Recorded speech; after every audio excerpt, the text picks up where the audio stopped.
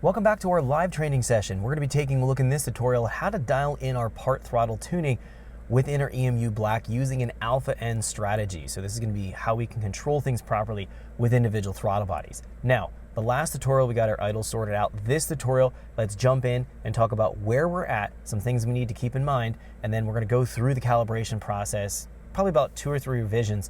We should have our part throttle dialed in fairly well in terms of our fueling, and then we'll deal with our spark timing a little bit later, and then we'll finally take a look at our injection timing. So first things first here, let's move right into my EMU black laptop screen. I am connected live to the EMU black, and I'm obviously sitting in the vehicle. I have the ignition key powered on, the engine is not running. Let's go in here and take a look at our VE table. Now, at idle, we had to lower our VE values down here fairly low, about 15. That's normal for the alpha N strategy with a baro compensation. We typically see about 15 to 20 here at idle. So we sorted out our fuel and airflow model at idle conditions, but we don't know anything off idle. So anything above here, we have our scaling going 0, 1, 3, 5, 7, 9, 12, 15 in terms of throttle percent. We don't know what's going on above this. We don't know what's going on at higher RPM. So our job right now is to really calibrate the table from, let's say, about 40% throttle, 50% throttle, and lower from, let's just say, 1900, 2000 RPMs and higher. So this chunk of the table, we don't know where it needs to be at. We're going to be adjusting that here in this tutorial. Now we're going to be going after this using our closed loop feedback compensation and watching what that's doing. So we're going to be data logging and then playing the data log back and watching what our EGO or closed loop compensation is showing it's adjusting by. So if it's taking away 20%, we'll go and adjust our VE value down by 20%. If it's adding 20%, we'll do the opposite. We'll adjust our VE value up by roughly 20%. Now this process does take a few revisions, a few driving cycles, so you have to be patient while you're doing this. One tip or trick I can say as you're calibrating your table is to always try to have relatively smooth throttle inputs as you're driving. Avoid having large abrupt throttle changes that can skew up what your EGO correction is doing and doesn't really give you good feedback as to what you need to adjust your VE table by. Your VE table represents 2 things. 1, the engine in its normal warmed up state, and 2, steady state airflow into the engine. So this table here can allow us to sort out the steady state airflow, and therefore we want to have steady, smooth throttle inputs as we're driving in various different RPM and load ranges, the throttle ranges in this case, going through the table. So the EGO correction is going to be guiding us in what changes we need to make. We may need to adjust some parameters here, specifically the proportional and the integral rates. These are the default values, which work well for most closed loop feedback setups. I did notice at idle it was feeding back a little bit quicker than I'd like to see. This EGO update interval here, this is going to relate to how quickly it feeds back the lambda reading to, and comparing it to the actual lambda, so how quickly it feeds back our wideband reading into the closed loop routine.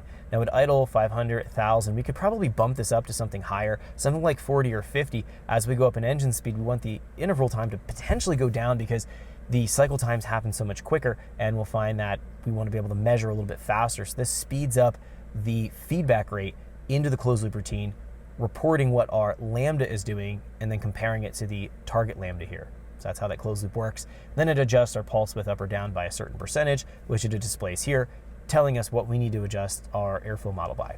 So at idle here, let's do something like 50.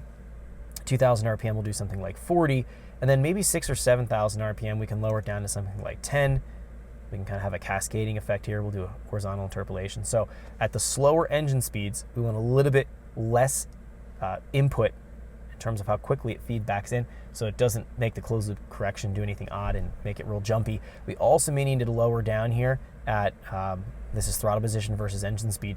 At our lower engine speeds, we might need to also lower down the proportional and integral feedback. This is going to be how it starts to adjust and translate into the EGO correction. So if it's off by a certain percent, the proportional, the value here, is what drives it to make an initial jump in short-term correction.